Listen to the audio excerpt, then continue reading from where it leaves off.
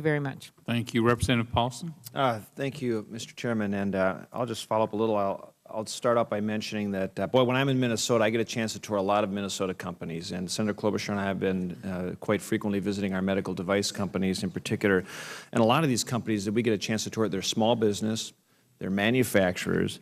And so I've had a chance to talk with floor managers, the C-level folks working on the floor, as well as the business owners. And the issue about uncertainty and the increasing regulatory burden comes up frequently as a part of those conversations. In fact, there was a recent study that was just done, the state of manufacturing in Minnesota, on a survey that was done. 60% of businesses in manufacturing are very concerned about government policies and regulations. So it's not just even concerning the tax side of the equation, but it's the regulatory environment. So having that fear of onerous regulation doesn't create an environment that allows companies to invest with certainty in their people or their equipment, certainly. And that's definitely one factor as a part of this growth gap, which the Joint Economic Committee is focused on.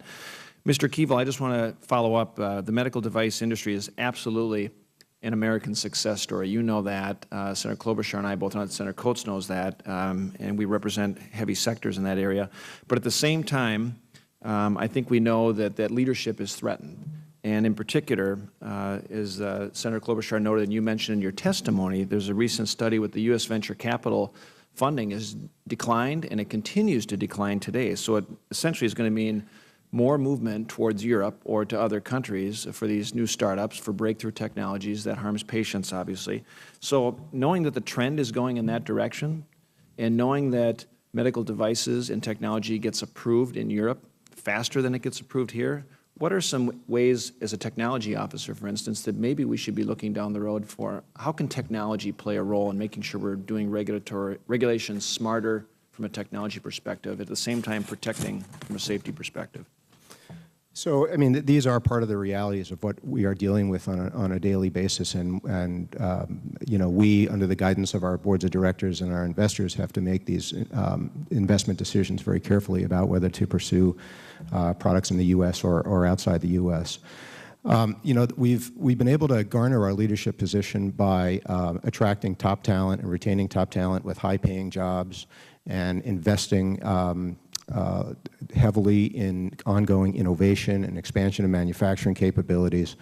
And you know, with the time and amount of capital required to get our products across the approval threshold in the U.S., there's just less money to devote to those value-add activities. On top of that, the medical device tax is going to continue to divert, you know, precious capital away from ongoing innovation and U.S. jobs. So I think ensuring that the agreements under MDUFA are met, and I think we all expect clinical as well as economic benefits to come out of those. But as we've talked about, I think repealing the medical device tax would also go a long way to freeing up the greatly needed capital to help us maintain our leadership position. Good.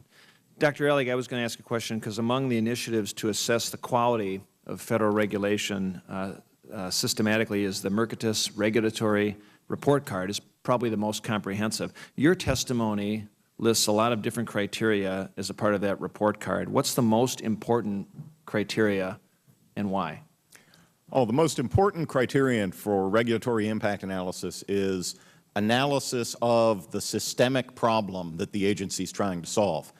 Answering questions like, you know, is there a problem? Is it a system-wide problem that you might be able to solve through a change in the rules of the game, or is it just some bad behavior by particular bad actors where you might take more of a law enforcement approach rather than a regulatory approach? You know, is there a problem at all? And what's the nature of the problem, so that we can then tailor a solution that would actually take care of the problem, but also take care of the problem at minimum cost. Now, you've also used the term regulatory impact analysis. Is that the same thing as cost-benefit analysis, or does it mean something else?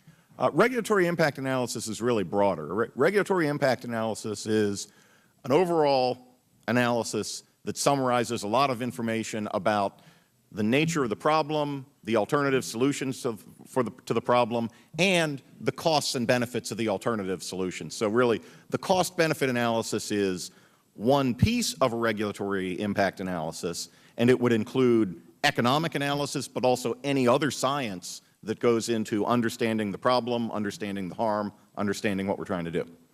Well, Mr. Chairman, I know we're going to have a lot more conversation about regulatory policies, given the President's proposed some new suggestions on the regulatory environment with energy, for instance, and this is something I think this committee is going to continue to tackle, so I yield back. Thank you. Senator Coates? Thank you, Mr. Chairman.